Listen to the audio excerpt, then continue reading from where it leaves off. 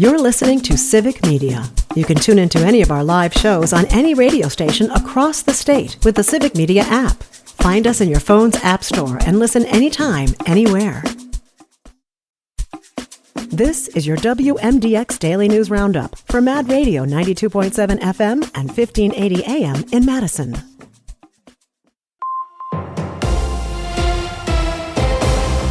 For Civic Media News, I'm Savannah Tomei Olson. Legal experts say the arrest of a Milwaukee judge is extreme and unnecessary. Milwaukee County Circuit Court Judge Hannah Dugan is accused of helping an undocumented man avoid arrest as ICE agents waited for him. She was walked out of her own courtroom in handcuffs. John Gross is a professor at UW-Madison's law school. He says that seemed to him like a photo op for federal prosecutors. Federal law enforcement is trying to send some kind of a message to let state officials know that they will try to aggressively prosecute anyone who can be viewed as interfering in any way with their agenda. Ray DeLosto has practiced law in Milwaukee since 1977. He says the complaint against Judge Dugan contains misperceptions and factual inaccuracies. He says it's really common for lawyers and defendants to use side doors in courtrooms like Dugan's, especially because they're usually really busy with full dockets. He says going after a judge is what's really unusual. This is highly atypical when you have offenses of this nature, particularly of someone who is not a flight risk, who is a known upstanding citizen and a lawyer and a judge.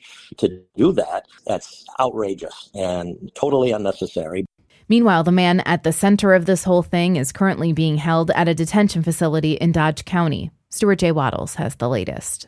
The judge was arrested and charged with felonies, with the feds saying she helped Eduardo Flores Ruiz avoid ICE detention. Flores Ruiz is a 32-year-old Mexican national. He faces multiple charges in Milwaukee County, including battery with a domestic violence enhancer. Those victims have chosen to keep their identities concealed due to safety concerns. Judge Dugan will be in court as a defendant May 15th. That's reporting from Stuart J. Waddles. I'm Savannah Tomei Olson. This is Civic Media News.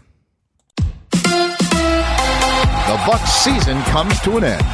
I'm Mike Clemens with sports. The Bucs losing to the Pacers in overtime, 119-118. After the game, there was pushing and shoving at midcourt. Giannis says the father of Indy's Tyrese Halliburton got in his face, taunting, swearing. I believe being humble in victory. That's how I am. When you win the game, you gotta tag and with his face. This is what we do. This is what we effing do. This is the F we do.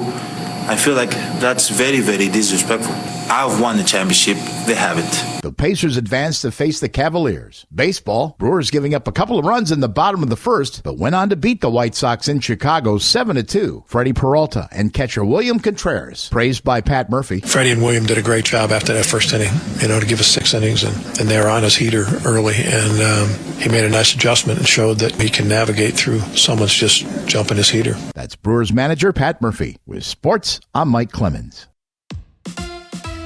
On your entertainment beat, I'm Pete Schwaba. We've all heard of chewing the worm one might find at the bottom of a tequila bottle, but a snake? True story. A Virginia woman was about to sip her margarita when a snake fell from the ceiling and landed in her glass after slapping her in the forehead. What did the woman do after being freaked out? Naturally, she took a picture for social media. As a result of the incident, it was revealed the restaurant was in violation of several health codes. Really? Turning down big money would be tough for most of us to do, even if it's to protect a franchise film legacy like Back to the Future. Bob Gale, who is the creator behind the trilogy, says under no circumstances will there ever be a spin-off, prequel, or another sequel. He calls the franchise perfect the way it is. The producer says the only way it could remotely happen is if Steven Spielberg signs off on it, and that most likely will not happen because Spielberg does not like sequels. That's probably why we've never seen E.T. Goes to College. People get scared when they see Lost star Sam Anderson board their flight. The 79-year-old actor says when people see him, their faces say, "Get me off this flight," even though a crash would be highly unlikely because most airline passengers aren't good-looking enough to be actors on a network show. On the other hand, when Leslie Nielsen used to board a plane, no one seemed to mind because although there was a threat of disaster, he brought big laughs.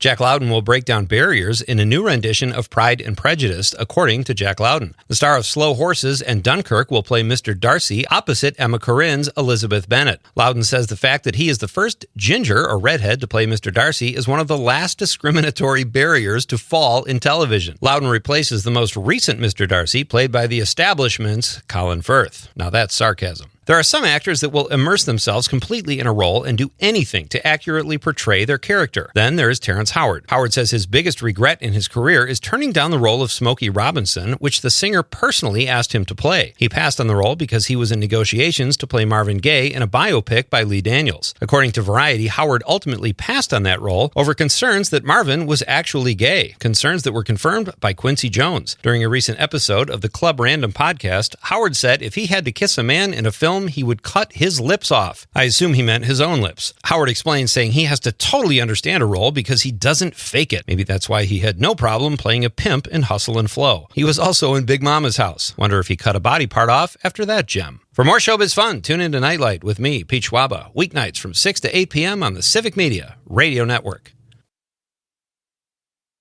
Mostly sunny today. We could catch a couple of scattered rain showers later this afternoon. Our high today in the low to mid 60s with wind southeast at 5 to 10. Tonight, scattered showers, thunderstorms are low in the mid to upper 40s. Tomorrow, mostly cloudy, scattered showers and thunderstorms and a high near 61. I'm meteorologist Sean Cable. Currently, it's 42. That's your WMDX Daily News Roundup from Civic Media. Subscribe to this podcast on Spotify, Apple, or wherever you find your podcasts. Find more news at mad.radio.